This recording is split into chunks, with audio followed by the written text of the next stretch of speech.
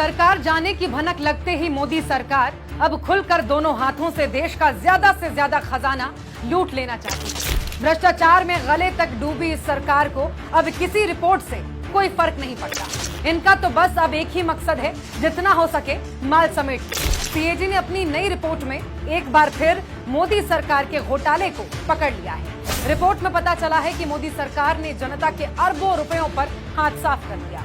करोड़ों रुपयों का तो कोई हिसाब ही नहीं, लेकिन मोदी सरकार का कोई क्या ही बिगाड़ सकता है। सीएजी की रिपोर्ट में कहा गया है कि केंद्र सरकार के खातों में भारी गड़बड़ है। ये गड़बड़ी लंबे समय से है और इसे दुरुस्त करने के लिए कोई प्रयास नहीं किया गया। सीएजी की रिपोर्ट में जो गड़बड़ियां बताई गई हैं, उसे और आसान भाषा में मैं आपको समझाती हूँ।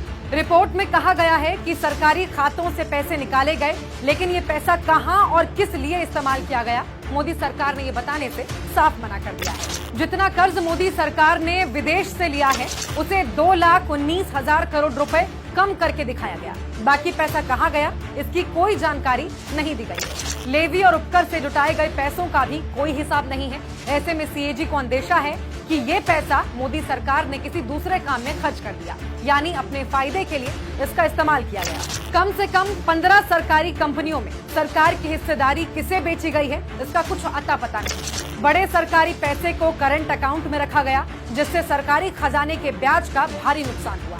टेलीकॉम विभाग में भी गड़बड़ी मिली है। यहाँ करीब 2,500 करोड़ रुपए का भारी भरकम झोल नजर आ रहा है। हालात देख रहे हैं आप। जो कहते थे ना खाऊंगा न खाने दूंगा, आज आलम यह है कि खुला खाओ टब में नहाओ जैसा।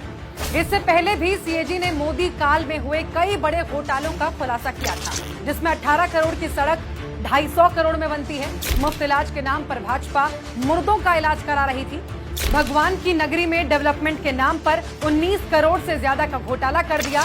वृद्ध विधवा विकलांग को मिलने वाले पेंशन का पैसा भी मोदी सरकार डकार गई। भारतमाला घोटाला, टोल घोटाला और एचएएल घोटाला, जिनके घोटालों की लिस्ट इतनी लंबी है, वो लाल किले पर चढ़कर राष्ट्रवाद की कस्में खाते हैं। झूठ, फरेब, मक्कारी इनकी रगों में है और ये देश की आंखों में धूल झोंकते हैं। अब जनता इन्हें कभी माफ नहीं करेगी।